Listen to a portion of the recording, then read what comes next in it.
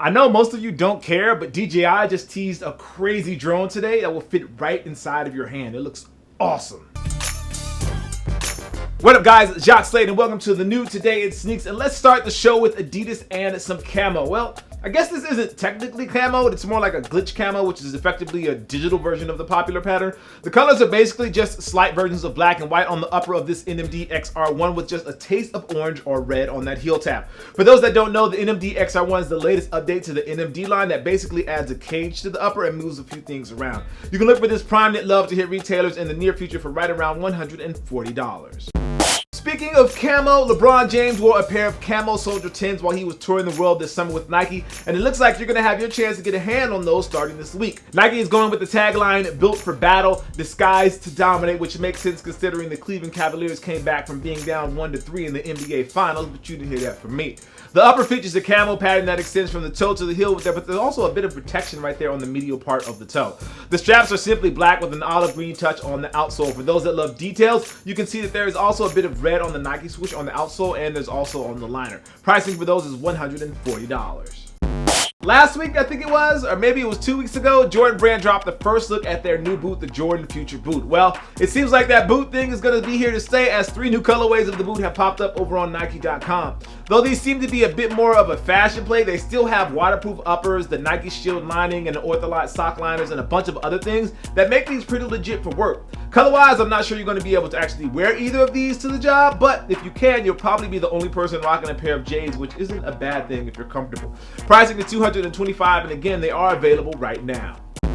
While you could technically run in these, most people I know that buy them rock them more or less just for the look. A big deal since they initially launched back in 2012, the Nike FLYKNIT Racer has been making a bit of a comeback this year.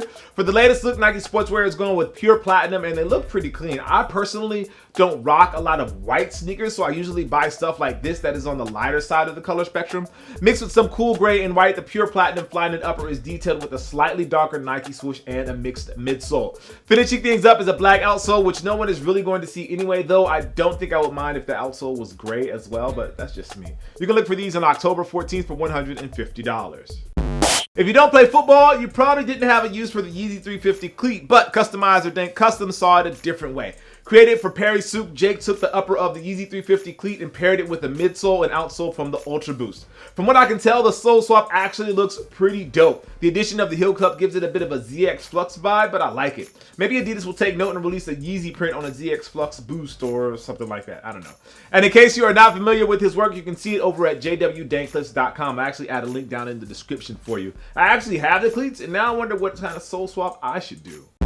For the last question of the video, the question was, would you rather collaborate with Adidas like Kanye or like Shaq with Payless and Walmart?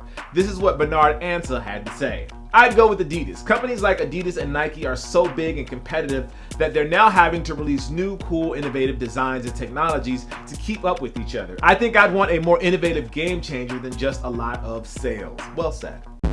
Today's audience question of the video comes from Benjamin Kicks, and the question is, if every NBA team had their own Yeezy 350, which team would have the best colorway?